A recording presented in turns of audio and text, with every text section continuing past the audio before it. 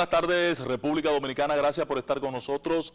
La hora de consuelo inicia en este momento. Tengo ya un tiempo en que me habían sacado los pies estos muchachos, y Wendy, doña Consuelo, y ya yo no me acordaba cómo se entraba aquí al mediodía.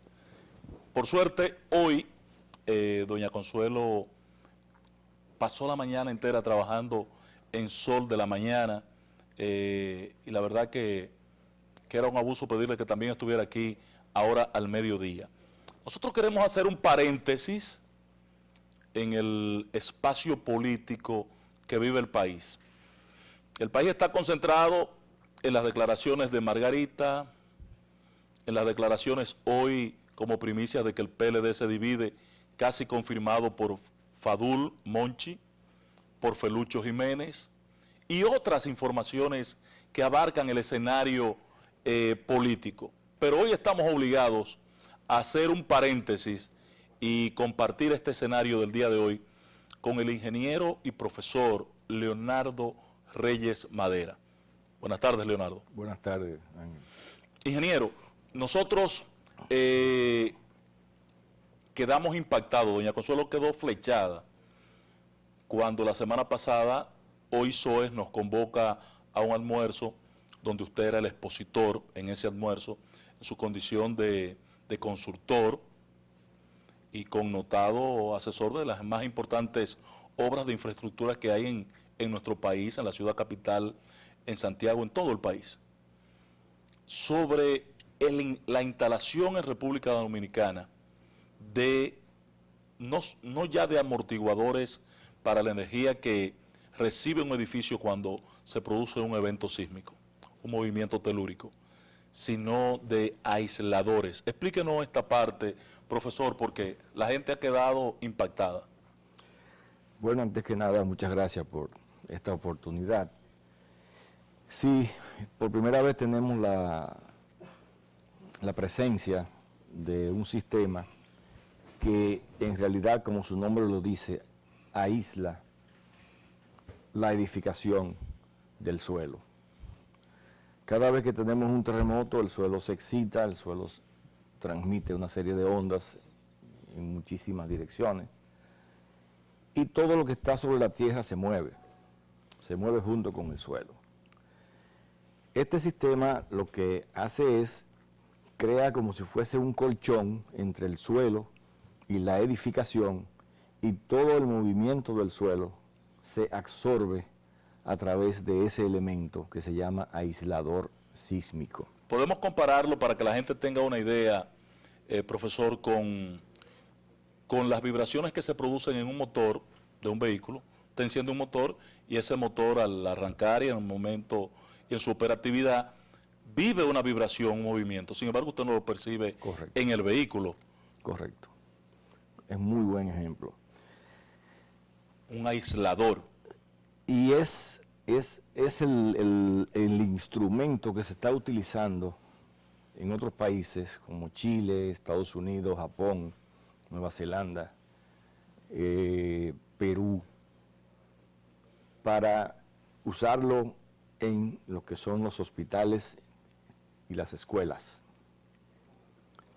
Entonces, en el caso nuestro, la aplicación se está haciendo en el Hospital San Vicente de Paúl, en el edificio que tiene la mayor inversión en términos económicos, que es el edificio donde están los quirófanos, donde van a estar todos los equipos especializados para el estudio de las enfermedades y de los pacientes. Antes de que entremos a la parte técnica de la aplicación de la tecnología, ¿por qué privilegiar esta aplicación a edificios de hospitales, escuelas o edificios que yo entiendo que son refugios ante eventos catastróficos? Bueno, ante una catástrofe, lo que necesitamos son tener disponibles los servicios médicos, porque siempre hay heridos, hay gente que termina casi muriéndose, y tú lo llevas al hospital y lo peor que te puede pasar es que se te haya caído el hospital. Entonces, por ejemplo, en Perú es obligatorio hacerlo en todos los hospitales, comenzando por ahí. Pero ya también se están haciendo en las escuelas. Evidentemente estamos hablando de obras nuevas. Si tú te vas a uno de los museos en Estados Unidos que se quiere preservar, bueno, pues entonces ya eso se aplican los aisladores, se le meten por debajo del edificio, se cargan sobre los aisladores y sencillamente ese edificio tú lo vas a tener. En pantalla tenemos una muestra años de en qué consiste el equipo. Correcto. Esta sería, la parte de abajo sería la fundación. Correcto, es la fundación, y entonces ahí se ve que lo que se mueve es la parte de abajo, y ahí se ve un edificio de hospital, en un quinto piso, donde ahí están los quirófanos. A la derecha, fíjate cómo se caen Con el movimiento sísmico. las camillas, y fíjate el que tiene la aislación al lado que no se mueve. No se mueve. Porque el movimiento se absorbe en la fundación. Correcto. Con ese equipo que se instala entre la base de la fundación y el edificio mismo. Y el edificio, correcto. Perfecto. Entonces, eso lo vamos a aplicar por primera vez en el país. En República Dominicana. ¿Qué le inspiró, profesor, ingeniero, esta iniciativa? La seguridad. ¿No le dijeron que es muy caro? No. Porque lo primero que piensa el funcionario... No, fíjate... Sé que Pagán es un tipo visionario, pero lo primero que le va a decir es demasiado cuarto. Bueno, quizás eso motivó a que de los 5 solamente se esté aplicando el más importante. Pero de hecho, el sistema de aislación no es caro, porque tú lo puedes aplicar en edificios, en los edificios que nosotros hacemos aquí, de 12, 14 pisos, y te va a reducir la fuerza sísmica a un 30%. En muros de corte, entonces, o sea, hay un equilibrio. Se eliminarían prácticamente los muros de corte. Ya. Porque cuando yo te invitaría a que cuando ya se esté desarrollando la aplicación de los aisladores y tú veas la primera losa que se monta sobre ellos y las columnas que suben, te vas a dar cuenta cuando mires hacia el edificio del lado, que el edificio del lado tiene una cantidad enorme de muros de concreto de 60 centímetros y en este edificio tú no vas a encontrar ningún muro.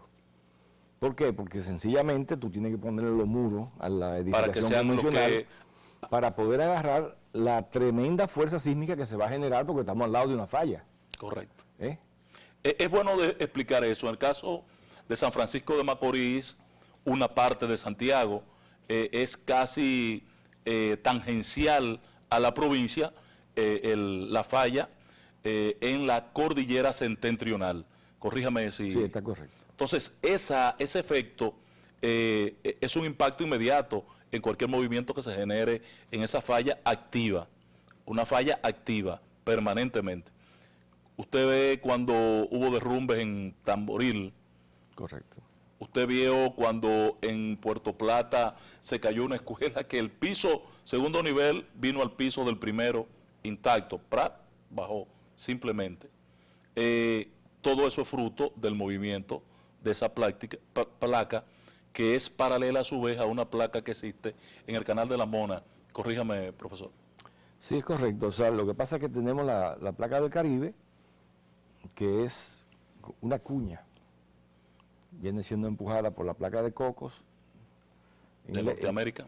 En el este, arriba nos está cubriendo la de Norteamérica, una enorme placa que no nos deja pasar hacia allá, y por eso viene y se forma el arco de las Antillas Menores, porque el desplazamiento de la placa del Caribe a nivel de 2 centímetros por año, simplemente la única opción que tiene es irse arqueando hacia allá, porque no puede bajar hacia América del Sur, que es otro continente, y tampoco puede subir hacia la parte norte, placa del Atlántico. Es otro fíjate que todas nuestras cordilleras son orientadas oeste-noroeste, sí. Son curviadas, porque sencillamente no podemos desplazarnos hacia el Atlántico.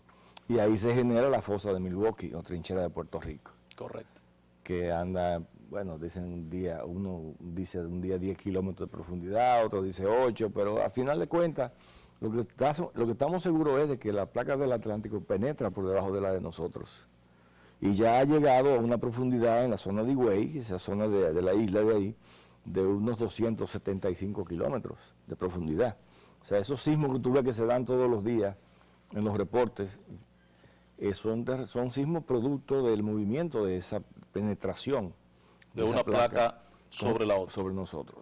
Hay otro tipo de zona de penetración aquí al sur de la isla, que es la Fosa de los Muertos, que produce terremotos por el orden de una profundidad de 70 kilómetros, 75 kilómetros. Entonces ya en función de la profundidad, tú más o menos te das cuenta cuál de las dos que se está moviendo. Exacto. Evidentemente son sismos pequeños y profundos. Que por suerte se generan con mucha frecuencia y evita la acumulación de energía. Eso es una teoría que se pensaba originalmente, porque si tú te pones a ver la cantidad de energía que libera un sismo de 3.1, eso es, digamos, la cabeza de un alfiler en términos de energía. Pero si tú eso lo comparas con un terremoto de 7.5 o de 8, estamos hablando de que tú tienes una cantidad de energía enorme. Entonces tú tendrías que tener miles y miles y miles y miles de sismitos para tú poder llegar a acumular una energía parecida a la de un terremoto grande. Eso simplemente son situaciones que hay que irla mirando, hay que ir viendo dónde es que están sucediendo. ¿Un sismo de qué magnitud podría estar asimilando estos aisladores que usted está colocando, esta innovación en San Francisco de Macorís? En el caso nuestro, yo tengo, hice una sociedad con una empresa en California, porque la idea era estudiar este tipo de aisladores para esa zona específica. Normalmente ese no es el aislador ni el deslizador que tú vas a encontrar como el que se presentó hace un rato en el edificio moviéndose. Tenemos de ese tipo, pero tenemos otro tipo. ¿Por qué? Porque estamos hablando de que esa falla del Cibao, si te produce un terremoto mayor de 7.5, te puede generar desplazamientos del orden de 40, 50 centímetros. Mucho. Nosotros estamos hablando de que modelamos la falla del Cibao para un terremoto de 8.2 y estamos diseñando... ¿Y el histórico de esa falla? El histórico de esa falla, bueno, pues tenemos terremotos históricos, pero no tenemos magnitudes de esos terremotos, porque recuerda que fue en 1900 que se comenzó la instrumentación. Y el terremoto más grande que tenemos cercano a la zona fue en Michi, en 1946, que fue magnitud 8.1. Entonces nosotros estamos rondando entre 8.1 y 8.2, pero en esa falla. Eso nos dio como resultado unos valores de aceleraciones que andan casi por 2G. O sea, eso significa que si tú... Dos veces la aceleración sí, entonces... de la gravedad. Fue importante para nosotros, ya hablando desde el punto de vista dominicano y del código que elaboramos en Solosísmica en el 2011, es importante porque las aceleraciones que nosotros estamos esperando, demostrado, si hubiese un terremoto de 8 a esa distancia en el hospital, coinciden, prácticamente machan, con el concepto que nosotros innovamos en el reglamento sísmico de campo cercano. ¿Qué es lo que es campo cercano? Que si tú tienes una falla aquí, tú mides 5 kilómetros hacia la derecha y 5 kilómetros hacia la izquierda, y todo lo que esté en esa franja de 10 kilómetros, nosotros estamos amplificando un 48% de la fuerza sísmica de diseño con respecto a una edificación que no esté en esa zona. Yo no conocía que ustedes desde Solosísmica, habían zonificado entonces al país. ¿Está zonificado? Sí, claro. Después de del reglamento votado en el 81 y que se revisó en el posterior. Claro, nosotros nos tomó 31 años revisar y actualizar el reglamento. Mucho tiempo. Demasiado tiempo. Sí, pero claro, pues pudimos haber vivido una desgracia. Entonces, eso puede también traer como consecuencias, graves consecuencias, valga la redundancia, porque en ese reglamento, como era una recomendación provisional, no se te obligaba a ti a hacer las cosas por ley, como es el mandatorio del 2011, que es un decreto, y eso hay que aplicarlo. Entonces, lamentablemente, la aplicación de ese reglamento en el Ministerio de Obras Públicas no se requería, si no pasaba de 4 pisos, la aplicación de la fuerza sísmica.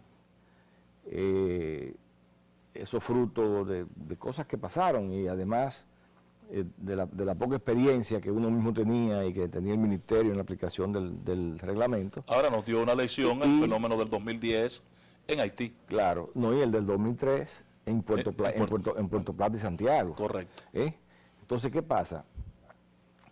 Que todas nuestras escuelas y nuestras edificaciones que son de 2 y 3 niveles. De asistencia pública y las casas en que tú vives, en la que yo vivo, pues sencillamente no tienen terremotos, no tienen un diseño. no tienen un diseño sísmico. Sin embargo, a partir del 2011 sí es obligatorio que todo, incluso se modificó, se agregaron más líneas de resistencia. En el caso de el país que está permanentemente sometido a riesgo de catástrofes naturales, tenemos una serie de edificaciones tipificadas como refugios.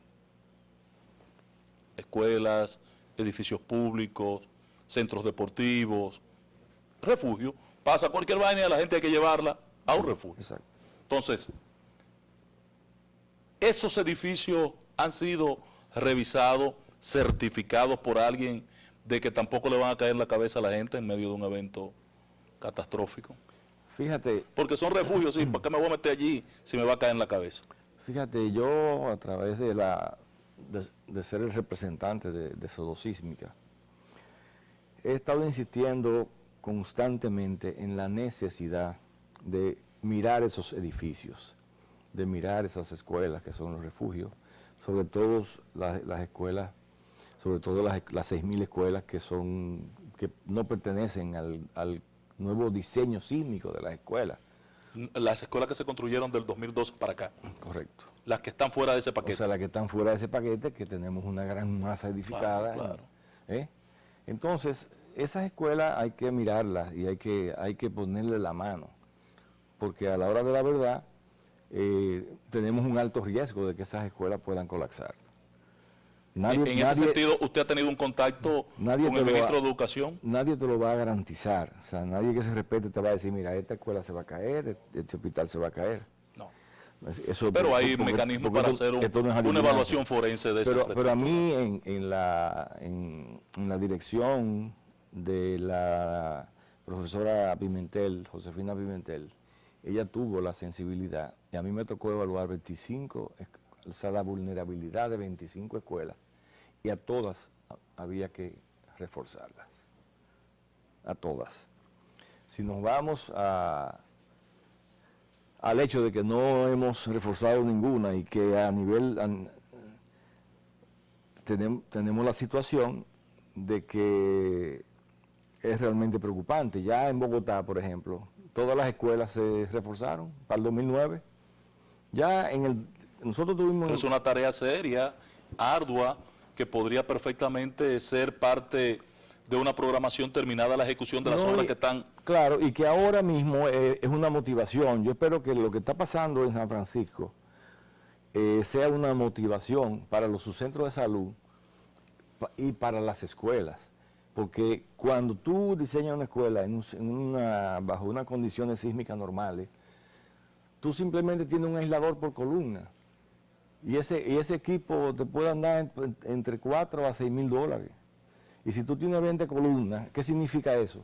En una infraestructura, que cuesta 70, 100 millones de pesos. En el caso extremo, de que tú tengas que montarla, como en el caso del hospital, cerca de la falla, entonces ya ese es un diseño especial, esos son elementos un poco más... Eso es importante. Un poco más costoso, pero tú puedes hacer un edificio de 12 pisos, ¿y tú sabes cuántos aisladores lleva el hospital? Es un solo edificio, 124.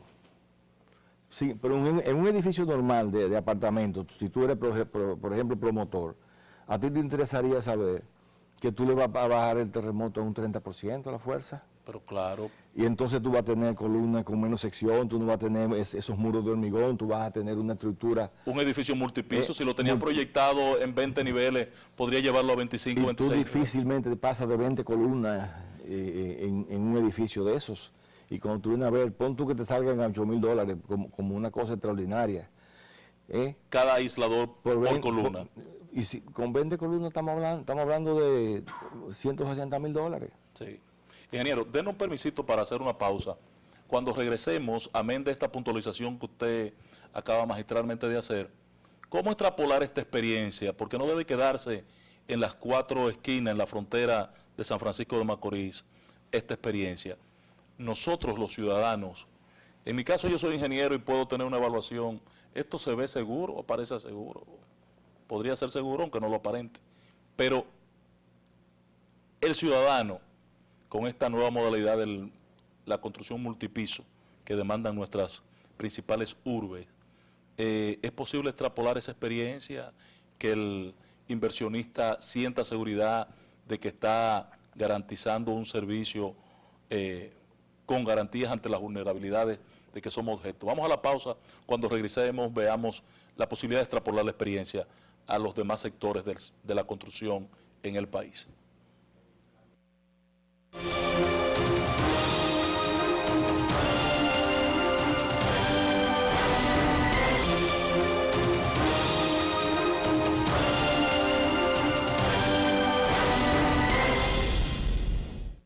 Gracias por continuar con nosotros aquí en la Hora de Consuelo. Con nosotros en escena el ingeniero Leonardo Reyes Madera, profesor académico de larga data. Fue mi profesor en la universidad.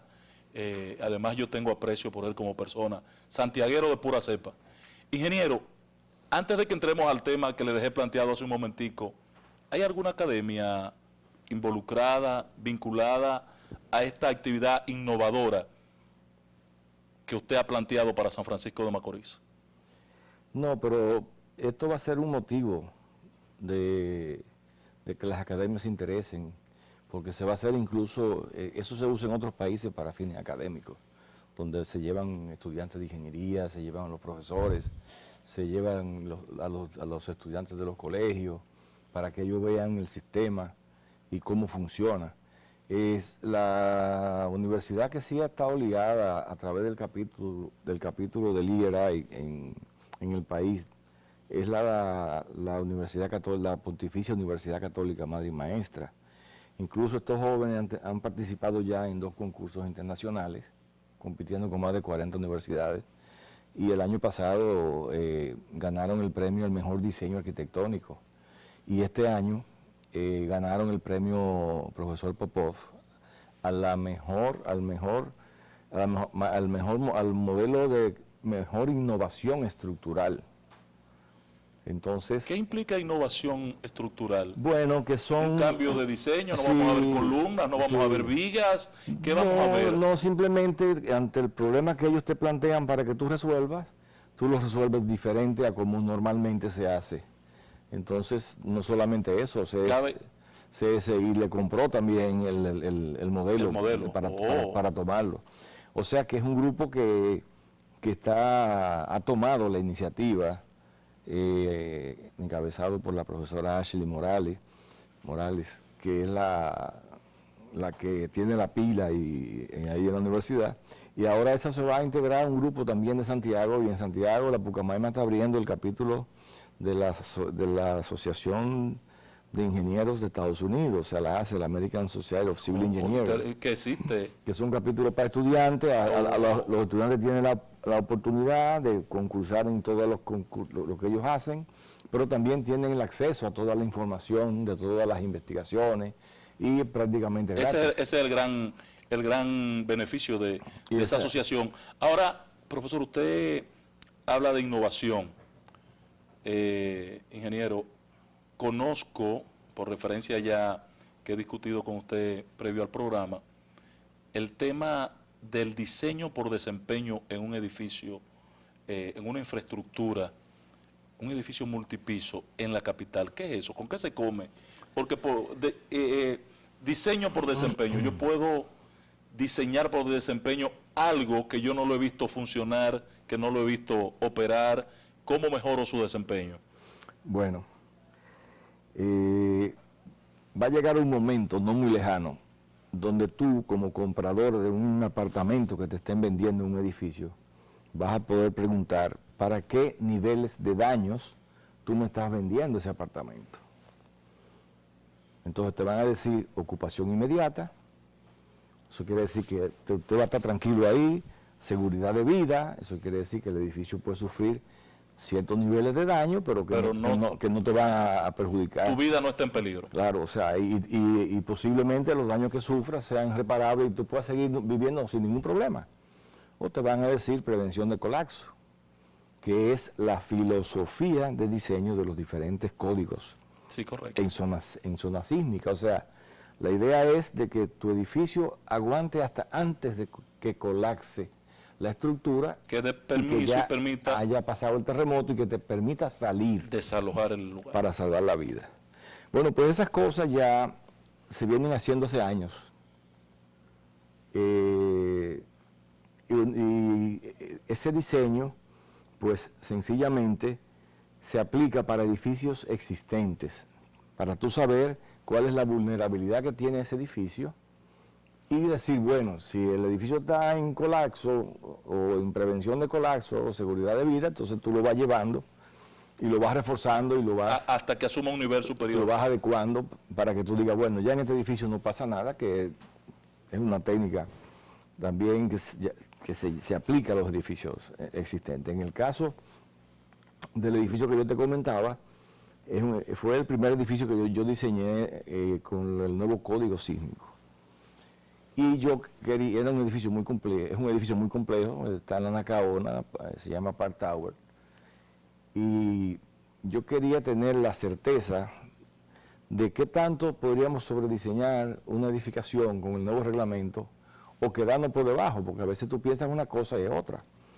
Por ejemplo, en el caso de ese edificio, nosotros hicimos un análisis de amenaza al edificio y agarramos 5 fallas, las principales del país, le pusimos los terremotos correspondientes a las características de cada una de esas fallas y vimos qué pasaba desde cada una de ellas si se producía un terremoto en el edificio. Entonces, eso fue hecho así porque yo quería hacer la comparación. Volví otra vez a recurrir en ese sentido a mi socio en California, al doctor Restrepo, y entonces hicimos un modelo. Como yo tenía toda la información, los planos y tenía todo a mano, entonces hicimos un diseño para ese edificio y ahí determinamos para qué niveles de daño pues, el que se mude ahí pues puede estar previniendo un nivel de daño. Estar previniendo y saber qué hacer a la hora del terremoto, hora de que produzca un evento. Si se queda tranquilo, si no se queda tranquilo, si tiene que salir corriendo. Bueno, entonces ese tipo de cosas. Todas esas cosas son importantísimas, porque yo entiendo que estamos haciendo edificios de apartamentos, pero nadie te garantiza a ti nada para qué nivel de daño es que te lo está vendiendo. Si yo compro un edificio, $300,000, $500,000, hay apartamentos de $1,500,000 en la capital, usted dice, ¿y qué garantías tengo de esta inversión? Y tú sabes que en la vida, si tienes la oportunidad, llegas a tener una casa, una vivienda. Entonces, si se te daña esa vivienda, ¿cómo tú vas a hacer otra? Ahora, ¿cuántos edificios en el país tenemos con algún nivel de tecnología reciente, tecnología aplicada en República Dominicana? Aparte de Novocentro, donde usted tuvo una participación también protagónica, ¿qué otra edificación tenemos? No te puedo decir si hay algún otro tipo de innovación en las edificaciones nuevas. Sí te puedo decir que las veces que yo había propuesto los aisladores a los promotores, hay resistencia. Entendían que si tú le pones eso en la base de un edificio, la gente va a entender que no es seguro. Hasta esos niveles de desconocimiento hemos llegado en el país. Entonces, tú comprenderás que por eso te toman 4, 5, 6, 10 años diciendo lo mismo hasta que llega una persona y dice, ok, vamos a ponerle los amortiguadores a Novocentro. O llega, o dice, ok, vamos a ponerle, pero vamos a ponérselo a uno, oye. Sí, porque vamos a ponerle los aisladores es una innovación limitada a este edificio. ¿Por qué? Porque es que como no es de uso común y todo el mundo entiende que es una cosa carísima, una cosa que es mentira, y que es una cosa imposible de uno hacer, tú vas a ver con la sencillez que se montan esos equipos. Y si mañana en el terremoto uno de ellos se daña, puede ser reemplazado. Puede ser reemplazado porque tú tienes un fondo de losa de 1,80 m en el que tú estás trabajando, todas las instalaciones van a ir colgando por abajo. Tú vas a poder chequear constantemente.